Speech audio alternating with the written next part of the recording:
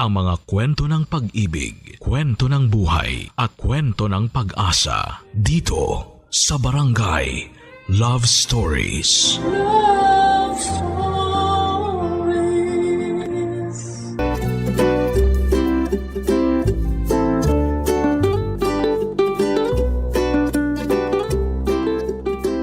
Ang ganda, di ba?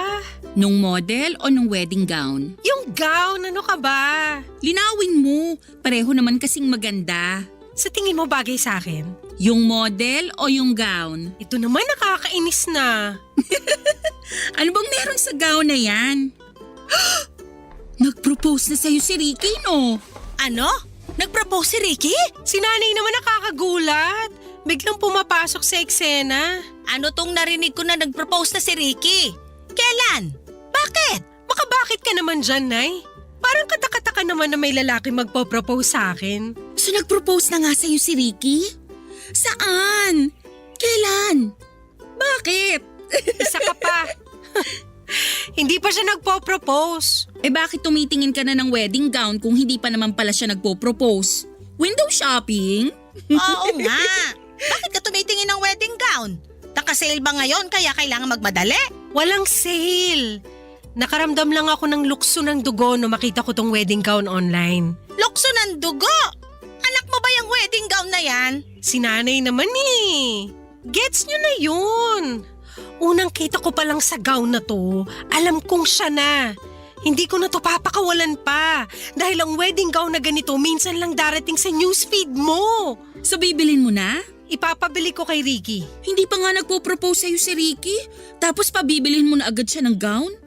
Girl, sing-sing muna ang dapat na inaatupag niya, no? Tama si Leia. Sing-sing ang dapat inuunan ni Ricky. Yang gown, saka na yan kapag ikakasal na talaga kayo. Bakit kasi mauuna yung sing-sing?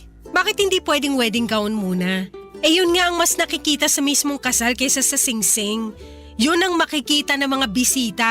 Yun ang unang pupurihin. Eh hindi ka pa nga inaaya ni Ricky na magpakasal. Ang advance mo masyado. Iniisip mo na agad kung paano pupurihin ng mga bisita yung wedding gown mo. Basta malapit na rin naman mag-propose si Ricky sa akin. Ramdam ko.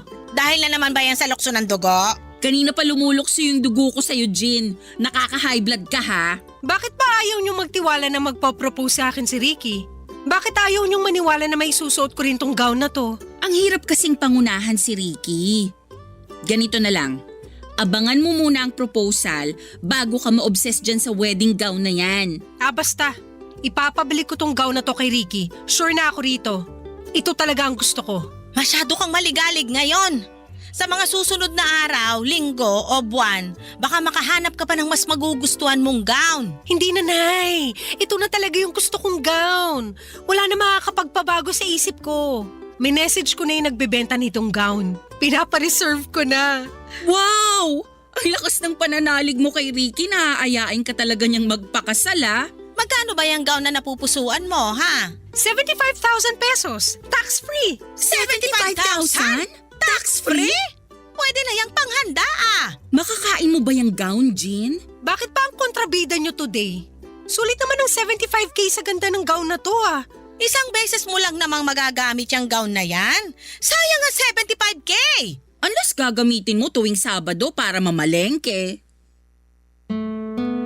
Sumama ang loob ko sa pagiging nega ni Nanay at Leia tungkol sa gown ko. Hindi ko na lang pinahaba pa ang usapan dahil baka mausog pa nila ang pangarap kong wedding gown. Binago ko na lamang ang usapan at mabilis lang naman nilang nakalimutan ang tungkol sa presyo ng gown. Pero nasa isip ko pa rin ang tungkol sa gown na yon, Papa Dudut. Aaminin kong medyo naging nega na rin ang pag-iisip ko. Lalo na tungkol sa pagpo-propose ni Ricky sa akin.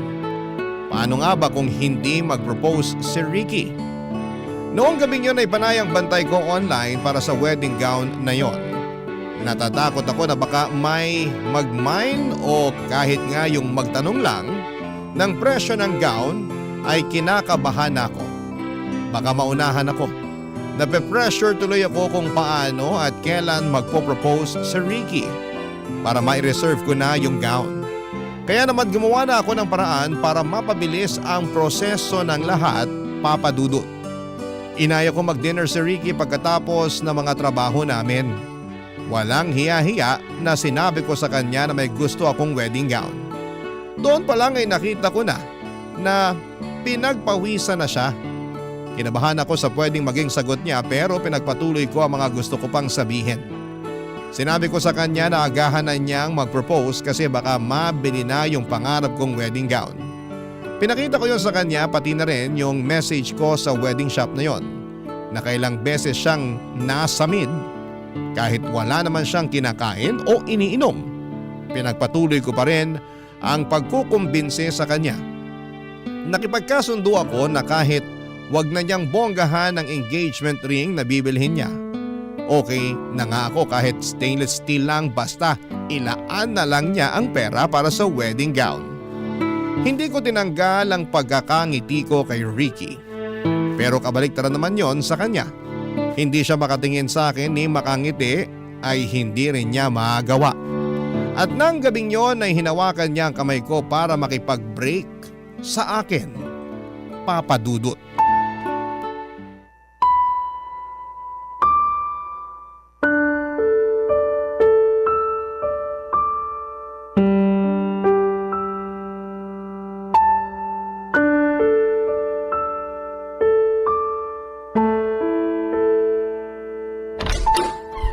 Nay! Jean! Nay! Anong nangyari? Bakit ka umiiyak? Maupo ka nga muna. Tubig. Gusto mo ng tubig? Nay, hiwalay na po kami ni Ricky! Ano?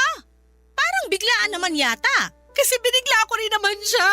Nako, wag mong sabihin. Sabi ko sa kanya na mag-propose na siya bago pa mabili ng iba yung wedding gown na pangarap ko. Ay, anak naman. Na-pressure ko ata siya masyado. Kasi hindi na siya makatingin sa akin noon. Tapos hinawakan niya yung kamay ko. Akala ko yun na eh. Akala ko magpo-propose na siya pero sabi niya mag-break na lang kami. Kasi nga pinilit mo siya mag-propose. Hindi. Kasi pinilit ko siyang bilhin yung wedding gown. Ang mahal naman kasi nung wedding gown na yun, anak. Hindi lang naman dahil sa presyo ng wedding gown yun, Nay. Halatang hindi pa siya ready na pakasalan ako. Wedding ganon. O talagang nape-pressure lang siya sa presyo ng gown? Alam mo naman na may mga lalaki na sumasama ang loob kapag hindi nila nabibili yung gusto ng nobya nila. Sinabi ko naman sa kanya na pwedeng hati na lang kami sa gasto sa gown. Sinabi ko nga sa kanya na nakapag-down na ako ng 5K sa gown eh. Nag-down ka? Just lang yun, Nay. Para ma-pressure na siya. Para wala na siyang kawala. O para wala nang kawala yung wedding gown mo? Pareho! Kaso siya naman tong kumawala sa relasyon namin. Nasaktan ako sa hiwalaya yun ni Ricky. Alam mo namang napamahal at nasanay na rin ako sa kanya. Pero sana anak, alam mo rin yung mali mo. Dapat ba humanap na lang ako ng mas murang gown? Dapat hindi mo siya pinressure. Walang napapala ang mga taong nagmamadali. Madalas, natitisod sila at nasusugatan. O, tingnan mo nangyari sa'yo ngayon. Okay na rin ako, Nay. At least nalaman ko na habang maaga pa. Hindi naman talaga siya ready para sa akin. Nabigla lang yon. Bigyan mo lang ng ilang araw. Baka makipag-ayos na rin siya at malay mo, baka maisip niya mag-propose na rin sa'yo. Malay mo lang yon, ha? Ayaw kitang umasa. Hindi na po yan mangyayari, Nay. Klaro niyang sinabi sa akin na hindi pa siya handang magpakasal. May mga tao naman kasi talaga na hindi agad-agad magiging ready magpakasal. At sinabi rin niya na hindi ako ang babaeng handa niyang pakasalan. Teka, ibang usapan na yan. Ilang beses kong pinaulit sa kanya yung mga salita niya. Baka kako namamali lang ako ng interpretasyon, pero hindi. Parehas kami nang naiisip. Hindi niya ako gustong pakasalan. Ako lang kasi yung available sa ngayon. Malas ko kasi ginawa lang niya akong option. I'm sorry, anak.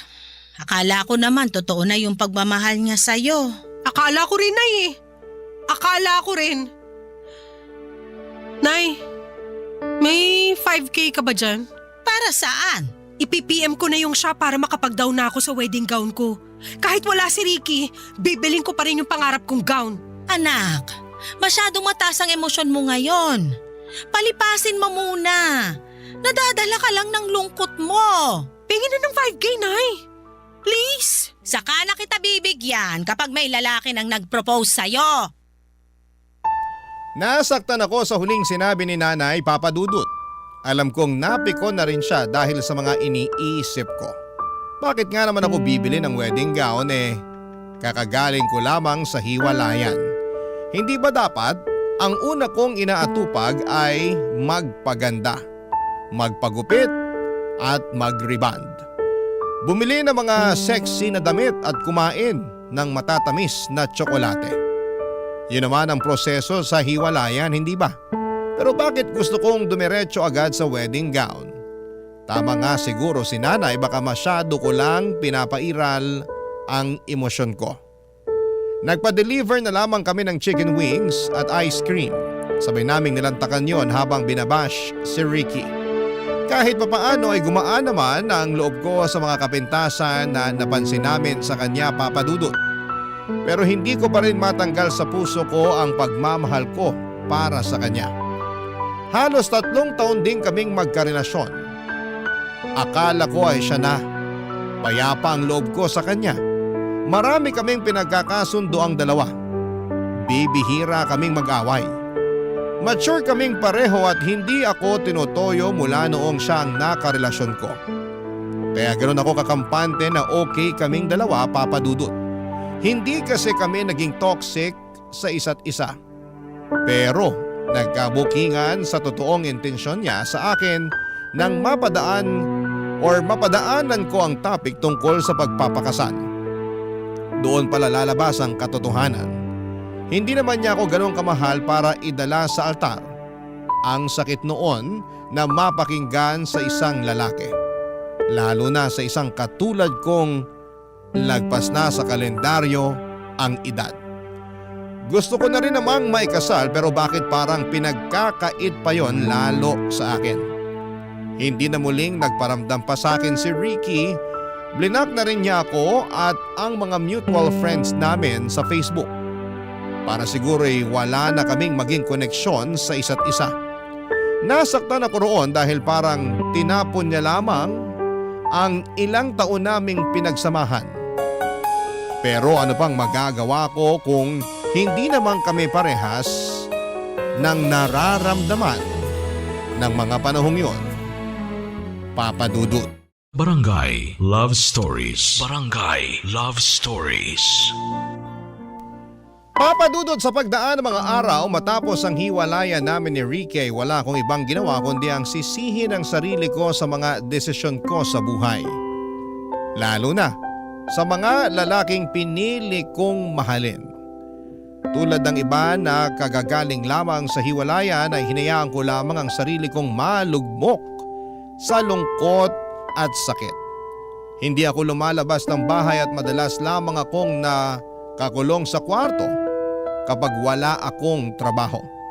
Panay ang nood ko ng mga malulungkot na pelikula, lalo na yung mga tungkol sa hiwalayan. Sa ganung paraan ay matatanggal ko sa puso ko ang mga nakabarang sakit. Inuubos ko na talaga lahat ng sakit na nafe-feel ko sa puso ko. Ganon kasi ako mag-move on. Hahayaan ko ang sarili kong malugmok at saka ako babangon. Hinayaan naman ako ng nanay ko na gawin yon at maliban na lamang sa best friend kong si Leia. Magkaiba kasi kami ni Leia. Pag ang best friend kong yon ang nasaktan ay paniguradong babangon siya agad para durugin lahat ng mga nanakit sa kanya. Hindi man niya madurog ang mga taong yon pero sisiguraduhin niyang makikita nila na nakaahon na siya kaagad. Ma-pride kasi si Leia, Papa Dudut. Ayaw niyang nakikitaan siya ng kahinaan. Kaya ayaw din niyang makita yon sa akin. Gustuhin ko mang itago sa kanya ang pagkabigo ko, mabilis lamang niyang napansin yon. Lalo na sa trabaho ko. Magka-opisina rin kasi kami ni Leia at minamatsagan niya ako sa tuwing nadadown ako sa pagiging sawi ko. Napansin din niyang naapektuhan ang trabaho ko dahil doon. Kaya naman minabuti niyang kausapin na rin ako, Papa Dudut. Hindi ko naman minasama yon lalo't kailangan ko rin naman ng mag-uuntog sa akin. para maintindihan kung hindi pwedeng lagi na lang akong malungkot. Papa Dudut.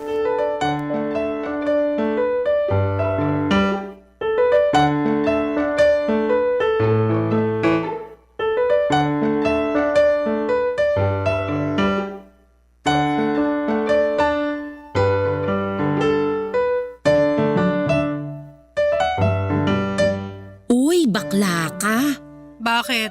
Ikaw ba kailan titigil sa sad girl era mo ha? Soon. Dapat soon na talaga. Naapektuhan na yung trabaho mo. Hindi pwedeng ganun. Babawi na lang ako soon. Kailan yung soon na yan? Kapag pinasahan ka na ng boss natin ng memo, naligwa ka na rito. Hindi mangyayari yan. Isa kaya ako sa top performing employees for 10 years. Uy, bakla ka. Baka nakakalimutan mo.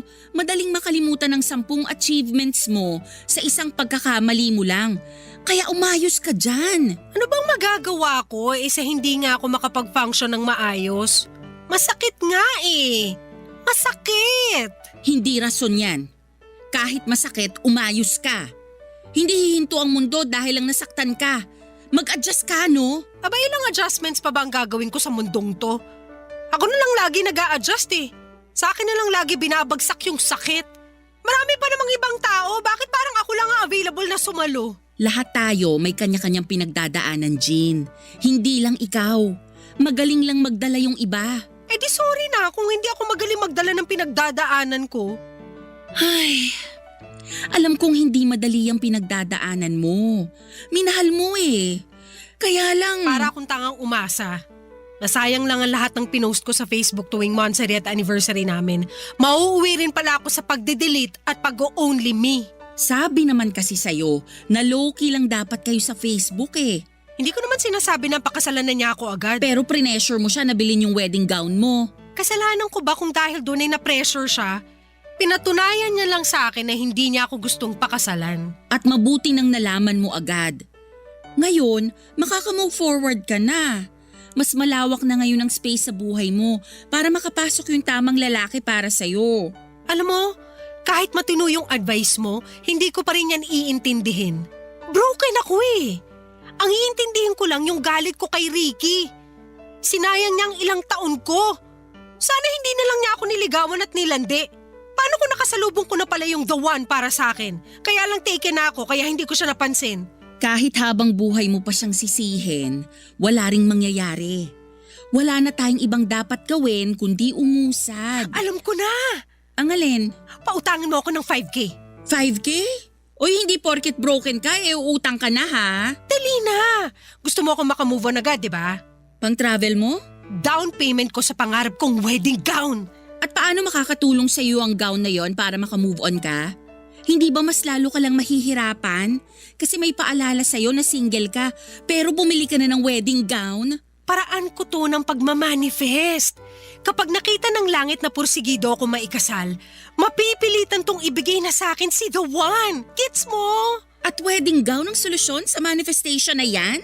Mahihiya na ang langit na tanggihan ako kapag nakabili na ako ng gown. Okay, ganado na ako mag-work. Asan na yung mga email na kailangan kong basahin?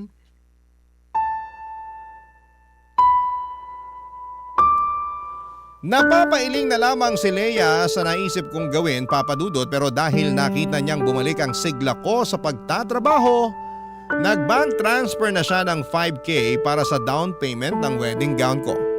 Ang saya ko noon habang mini-message ang shop kung saan ko bibilhin ang wedding gown ko. Pumayag naman sila sa palugit na 1 taon para mabili ko ang wedding gown na yon. Dahil doon ay nagkaroon ako ng drive para doblehin ang pagkayod sa trabaho ko. Lahat ng OT ay pinapatos ko noon. Tinipid ko ang sarili ko sa pagkain hindi lang para makatipid ako sa gastos, kundi para magkasya sa akin ang gown kapag naisuot ko na. Nawala ng lungkot na nararamdaman ko. Nakausad na rin ako dahil na-inspire ako sa pangarap kong wedding gown. Kailangan kong mabili yon kahit ano pa ang mangyari. Seryoso ako, alam kong kapag nabili ko na yon ay darating na si the one. Pinayuhan ako ni Leia na ipagpalibang ko na lamang ang plano ko. dahil baka may makita pa raw akong mas magugustuhan kong gown at kapag nangyari yon ay baka kasama ko na rin ang dawan ko. Baka nga raw yung dawan ko pa ang bumili ng wedding gown ko para sa akin pero kinontra ko yon. Sinabi ko sa kanya na kaya ko namang bilhin ang gown na pangarap ko. Paghihirapan ko yon at hindi ko iaasa sa kahit na sinong lalaki dahil ako naman ang magsusuot noon. Ako naman ang may pangarap doon. Hindi na ako sinagot pa ni Leia at hinayaan na lamang ako basta lang daw maging okay ako at masaya. Tatanggapin na lang niya ang kabaliwang ko. Bukod kay Leia, pati si nanay ay hindi rin ganon kaprobado sa plano ko. Lalo't noong nagsimula na akong magdoble kayod ay nag-alala na siya para sa kalagayan ko. Lagi na lang kasi akong puyat, pagod at nangangayayat papadudot.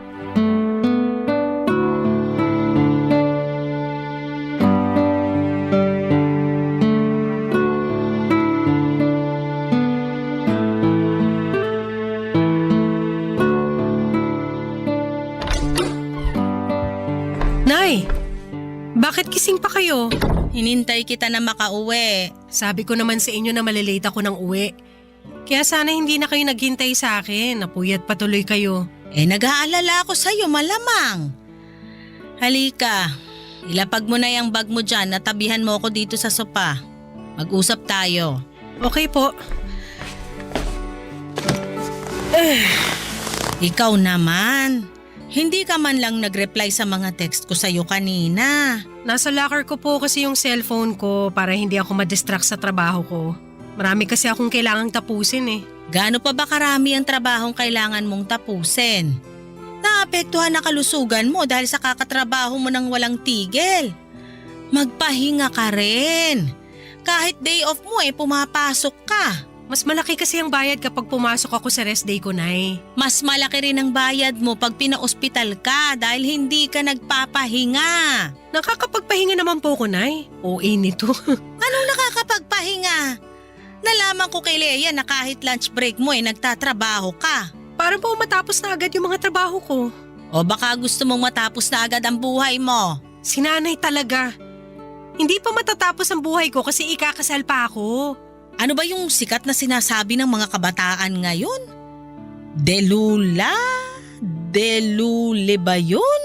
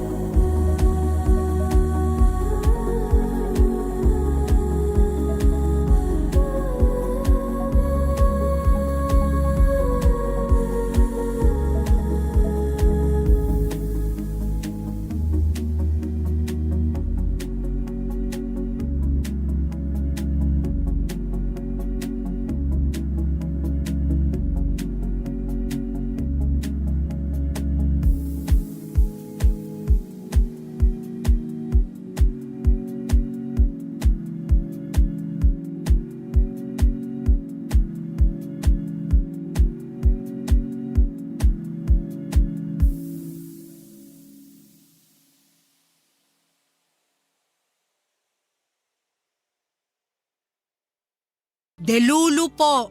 Ayan ka, Delulu! Aba, Nay. Ayaw niyong maniwala na ang kaisa-isa niyong anak ikakasal balang araw? Naniniwala naman ako, pero ginagawa mong imposible dahil sa mga ibang kahibangan na ginagawa mo. Kahibangan na ba mag-uti sa trabaho? Kahibangan yung bibili ka ng gown pero wala ka pa namang aasawahin. Grabihan naman sa aasawahin. Seryoso ako. Ikaw nga gumising-gising na riyan sa mga kalokohan mo. Alam kong nasasaktan ka pa rin sa hiwalayan yun ni Ricky. Naka-move on na ako. Andito na nga ako sa pag-iipon stage para sa wedding gown ko eh. Hindi naman pwedeng mauna ang wedding gown kesa sa mapapangasawa. Ibang mindset ko sa inyo, Nay. Wala kang kaparehas na mindset. Ikaw lang yan. Eh di ako ang magpapauso nito. Ako ang magiging inspirasyon ng mga kababaihan na laging sawi pero umaasa pa rin na balang araw makakapagsuot din sila ng wedding gown. Anak. Pwede bang hayaan nyo na lang ako, Nay? Hayaan nyo na lang ako sa pagiging delulo ko. Ayaw lang kitang umasa at masaktan. Umasa at nasaktan ako Sasagarin ko na. Kaya nga gumagawa na ako ng paraan ngayon para makaahon ako Tapos binabagsak nyo naman ako. Hindi kita binabagsak. Inaalalayan pa nga kita sa mga desisyon mo sa buhay Hindi ko kailangan na alalayan nyo ako. Suporta lang at tiwalang kailangan ko sa inyo. Ano ngayon kung matisod at magkamali ako? Ibabangon ko pa rin ang sarili ko. Suportahan nyo lang ako. Yun lang ang kailangan ko. Desidido ka na ba talaga sa pagbili ng wedding gown na yon? Opo. Wala na akong ibang gustong gawin kundi ang maisuot ko na yon. Kahit wala ka pang mapapangasawa. Kahit wala pa akong mapapangasawa. May isa lang akong pakiusap sa'yo. Ano po yan, Nay? Ingatan mo ang kalusugan mo para makita pa kitang suot ang pangarap mong wedding gown. Tumango ako sa naging tanong ni nanay at sinuklian na lamang niya yon ng tipid ng ngiti. Hinayaan na lamang niya ako papadudot. Pinilit na lang niya akong kumain bago ko magpahinga. Pinagbigyan ko naman siya papadudot kahit na hindi ako gutom noon. Sa totoo lang ay parang hindi na ako nakakaramdam pa ng gutom dahil masyado ko nang iniisip ang pagtatrabaho. Nasanay na lamang ang katawan ko na laging nakaharap sa computer at hindi nakaharap sa pagkain. Napansin na kasi ni nanay ang pangangayayat ko. Dinaan ko na lamang sa vitamins at tubig ang lahat. Aminado naman akong hindi ganong kadali ang ginagawa ko at malaki pa ang kailangan kong bayaran para sa wedding gown ko. Pero hindi ko yon susukuan kahit gaano pa yon kahirap papadudot. Hindi na namin muling napag-usapan ni nanay ang tungkol sa pagbili ko ng wedding gown. Kontra man siya sa plano ko pero sinabi niyang ipagdarasal niya na mapaaga ang pagkuha ko ng wedding gown para maging masaya na akong tunay. Bata pa lamang ako ay totoong pangarap ko ng maikasal papadudot. Lagi akong nangunguna sa pagpepresenta bilang bride sa tuwing naiisip naming magkakalaro na magkasal-kasalan. Kahit nga hindi ko gusto yung napili nilang groom, para sa akin ay wala akong pakialam. Maglalagay pa ako ng puting punda ng unan sa ulo ko para kunwari ay belo ko yon. Isusuot ko rin ang bestida ko na pangsimba at itatakas ang sandals na may takong ni mama. Pipitas ako ng maraming pulang gumamela para maging bouquet ko. Ipapasalo ko naman yon sa mga kalaro ko. Pero bago pa man din nila masalo, papadudot ay nagkakawatak-watak na ang mga gumamela. Tinakot pa ako ng dating kalaro ko na malas daw kapag nagkawatak-watak ang ihahagis na bouquet. Ibig sabihin daw noon ay hindi pwedeng ikasal ang babae. Yun ba ang dahilan kung bakit lagpas 30 na ako ay hindi pa ako nakakalakad sa altar? Papadudot. Barangay Love Stories. Barangay Love Stories. At dahil nga sa may isang taon ako para makabayad na sa pinareserve kong gown kaya kinailangan kong sumideline. Kahit ano na lamang ay tinatrabaho ko papadudot. Kahit maliit lang ang bayad ay tinatanggap ko. Nagbenta ako ng chicherya sa trabaho at sa mga kapitbahay ko. Ilang beses nga akong nasita sa trabaho dahil bawal daw yon. Kaya naman ginagalingan ko na lamang ang pagtatago. Umextra din po ako tuwing my children's party bilang assistant ng isang kamag-anak kong clown. Hindi lang yan ha, tumanggap na rin po ako ng labada sa mga kakilala ko. Ginamit ko ang napanalunan kong washing machine sa raffle sa trabaho. Marami pa akong ibang ginawang trabaho pero hindi pa rin naging sapat yon dahil masyadong malaking halaga ang kailangan kong bayaran para sa gown. Naisipan ko ngang mag-loan sa bangko kaya lang kapag naiisip ko kung gaano kalaki ang interest noon ay napapatras na lamang ako. Di bale nang pag-ipunan ko at matagalan ng pagbabayad, ang importante ay pinaghirapan ko naman. Panay na nga ang kantsaw ng mga tao sa akin. Para raw akong may binubuhay na 100 mga anak. Pinagsabi ko na kasi ang dahilan ko ng pagtitriple ng kayod. Marami ang nagsasabi na ginagawa ko lang daw na tanga ang sarili ko. Prangka nilang sinabi na walang pupuntahan at manghihinayang lamang ako sa huli kapag nabili ko na ang gown tapos wala naman pala ang papakasalan ko. Aaminin kong nakaka-down yun pero pinakita ko sa kanila na mali sila. Naisip ko na isa lang sila sa mga hadlang para makamit ko ang mga pangarap ko. Pinadala lang ang mga kontrabidang ito ni Lord para subukin kung hanggang saan aabutin ang pasensya at kagustuhan kong mabili ang pangarap kong gown. At higit sa lahat ay ito ang sukat at basihan ni Lord kung handa na ba ako sa ibibigay niyang lalaki na papakasalan ko balang araw. Hindi ko yun susukuan kahit magkamatayan pa, Papa Dudut.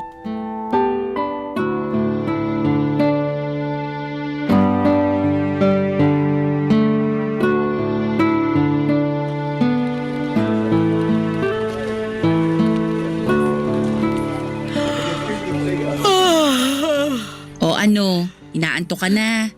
Senyales yan na magpahinga ka na. Senyales to na kailangan ko pang magkape. Pakicheck naman kung meron pang 3-in-1 dyan sa gilid mo. Hindi ka na magkakape, tama na. Kahit tong thermos gusto ka ng sukuan no? Bibili na lang ako sa kantin. May papasabay ka ba? 50 pesos lang ang pasabay fee. Wow ha, pati ako pinagkakakitaan mo na rin? Kailangan ko ng pera eh. Hindi mo naman sana kakailanganin ng pera kung hindi ka mapilit dyan sa gusto mo. Pwede namang ipagpaliban muna ang pagbili ng wedding gown. Akala ko ba na pag-usapan na natin to? Di ba okay na sa'yo na bilhin ko yung wedding gown na yun? Kasi akala ko madadalian ka lang sa pagkuha ng pera para mabili yun. Pero sa nakikita ko ngayon, parang mali ako. Para ka ng zombie na hindi sabik sa utak kundi sabik sa kwarta. Lahat naman tayo sabik sa pera. Ikaw hindi ba pangarap mo magkaroon ng sarili mong DSLR? Di ba nga pinag-iipunan mo rin yun para magamit mo na sa bakasyon mo next year? Sa akin naman kasi, siguradong magbabakasyon ako. Eh ikaw? Ang mapanakit mo naman doon. Ako, naniniwala na matutuloy ang bakasyon mo at makukuha mo pa ang DSLR mo. Pero sa akin, ayaw mong maniwala na mabibili ko ang wedding gown ko? Pwede mong mabili ang wedding gown mo, pero hindi ka naniniwala na merong magpapakasal sa akin kapag nabili ko ng wedding gown ko. gusto kong maniwala. Pero Kung gusto mo talaga maniwala, tanggalin mo yung pero. kaya mo pa ba? Oo naman. Ngayon ka pa ba magdududa? Nagkakasakit ka na dala ng pagod at puyat. Pag ang katawan mong bumigay, sa ospital lang mapupunta yung ipon mo. Grabe ka namang manakot. Hindi ako nananakot ha. Pero yan lang ang pwede mong kabagsakan kapag hindi ka matuto na magpahinga at maghinay-hinay. Nagpapahinga naman ako. 3 oras na tulog? Ano ka pinaglihi sa motel?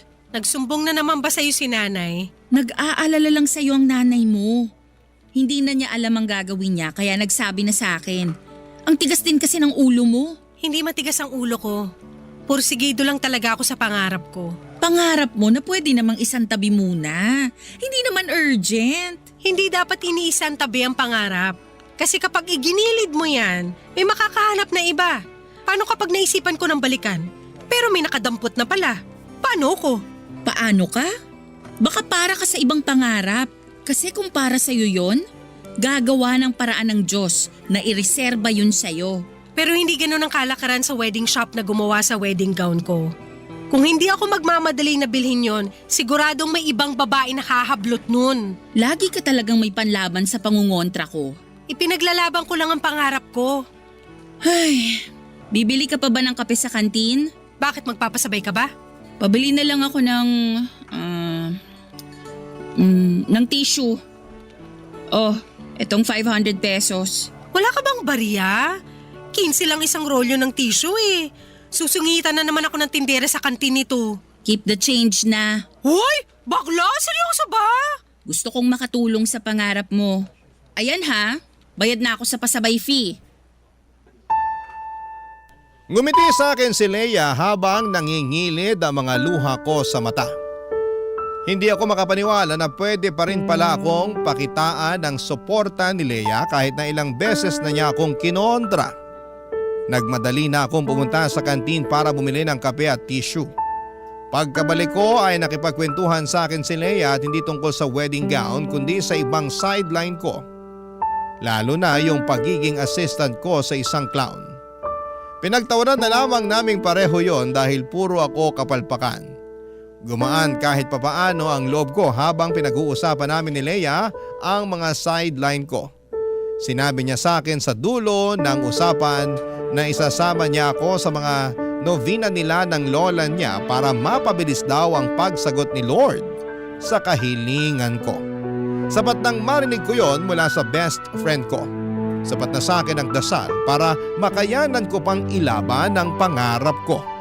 Kung pangarap lang din ang usapan ay hindi ko nabanggit sa inyo nung una pero meron po akong isang pangarap na gusto kong mabigyan ng katuparan.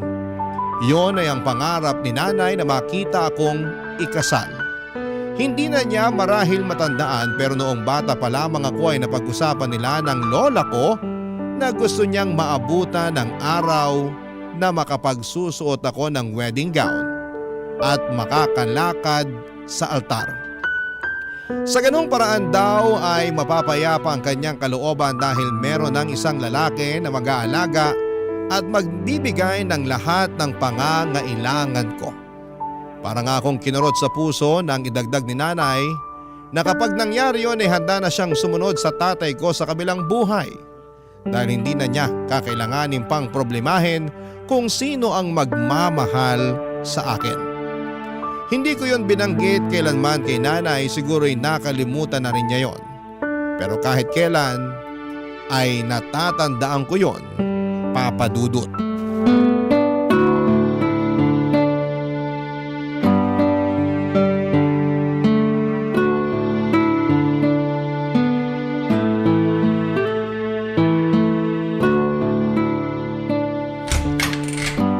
Anak, pwede bang pumasok sa kwarto mo?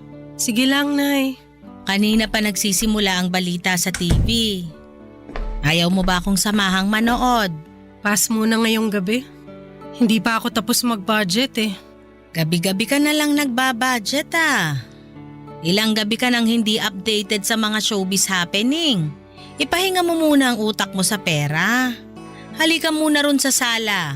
Sunod na lang ako. Yan din ang sabi mo nung isang gabi.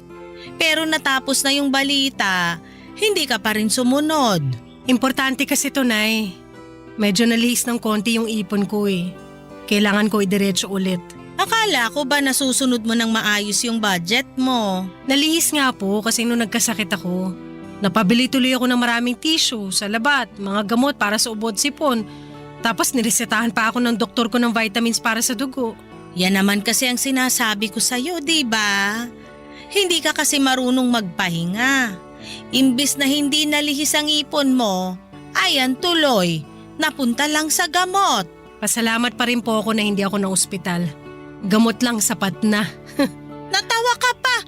Kapag hindi ka pa tumigil sa kakangarag sa katawan mo, sigurado akong dextrose na makakaharap mo. Huwag mo namang ipagdasal na, ikaw talaga.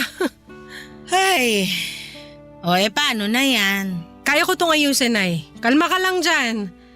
Magkano lang naman yung nabawas? Tsaka sa linggo, may e-extrahan ulit ako na children's party. Doon na lang ako babawi. Pero sa linggo na rin ang birthday ng tatay mo. Baka lang nakakalimutan mo. Ay, oo nga! Ay nako, nakalimutan mo nga.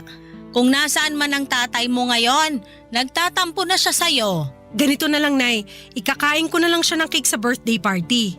Doon ko na lang isa-celebrate. Sumama ka na lang din kaya.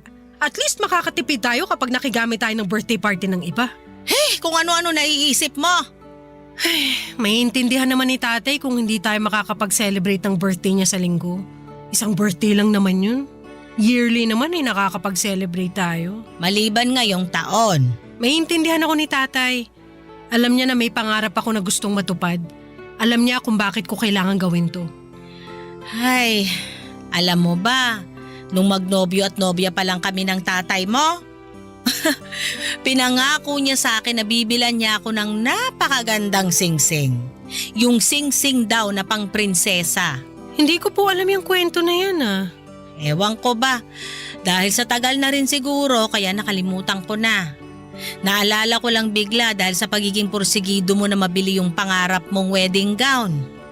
Naalala ko sa iyo ang tatay mo. Parehas talaga kayo. Tapos na anong sunod na nangyari sa kwento ni tatay tungkol sa singsing?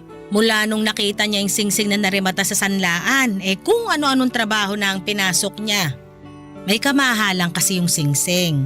Antigo ata. Nagbebenta siya ng taho sa umaga bago pumasok sa trabaho niya ng 10:00. Nagbebenta rin siya ng yosi at candy sa trabaho niya. At sa gabi, nagbebenta siya ng balot at yosi.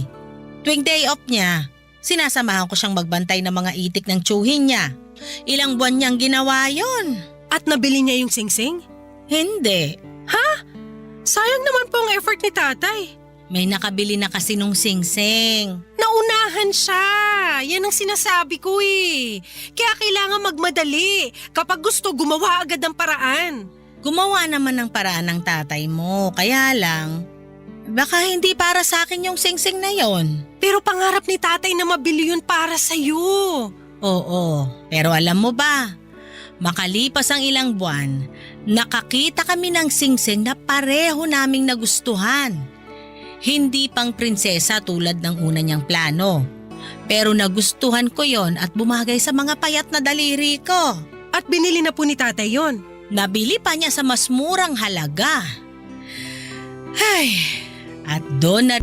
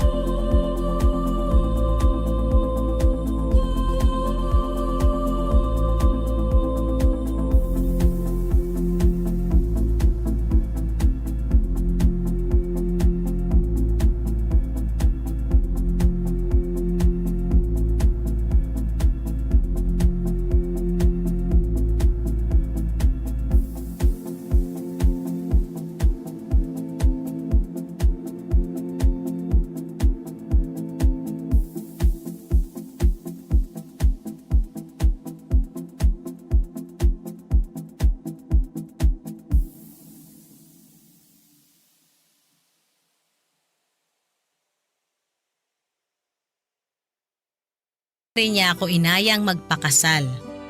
Gamit ang singsing na yon. Gamit ang pagkakataong yon. Aww, ang sweet ni tatay. Sana all.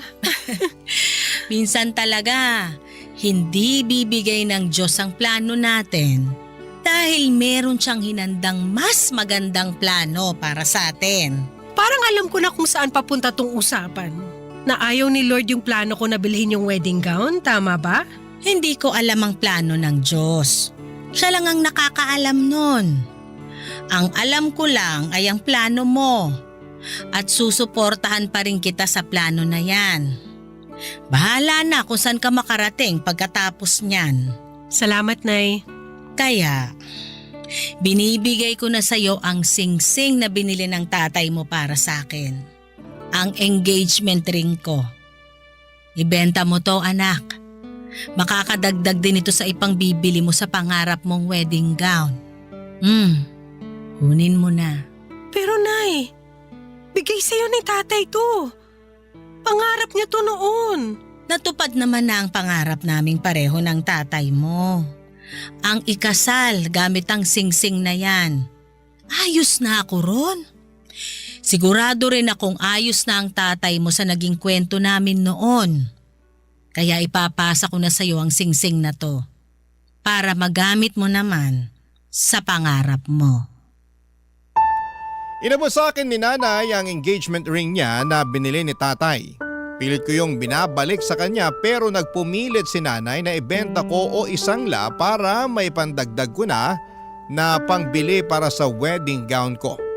Pagkatapos noon ay lumabas na siya ng kwarto para manood ng balita. Sinabi ko sa kanya na susunod ako pero hindi ko ginawa yon. Nahulog na kasi ako at nakulong sa pag-iisip habang nasa palad ko ang singsing ni nanay. Napadalawang isip na ako kung tama pa ba na ituloy ko ang pagbili ng pangarap kong wedding gown. Gusto ko yun at nakapag-down na ako ng 5,000 para doon. Kahit wala akong karelasyon pero ginagawa ko yon para sa sarili ko. Simbolo yon ng pagmamahal ko para sa sarili ko. Simbolo yon na hindi ko kailangan ng isang lalaki para mabigyan ako ng mga pangarap kong bagay. Simbolo rin yon ng pangarap ko. Pangarap na maikasal balang araw.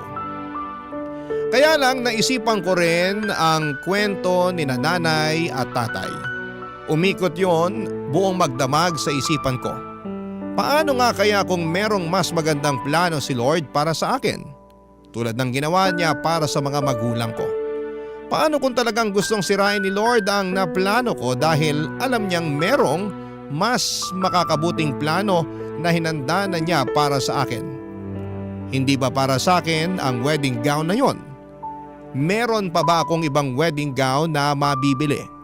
O baka ang mapapangasawa ko na ang bibili noon para sa akin? Naguguluhan po ako noon sa sitwasyon ko. Gusto kong humingi ng tulong sa inyo bago ako magpasya. Ano po ba sa tingin ninyo ang dapat ko na gawin?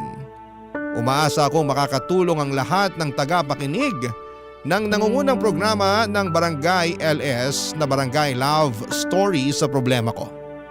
Bibilhin ko ba ang pangarap at gusto kong wedding gown? O ipagpapalibang ko yon at abangan na lang ang susunod na mangyayari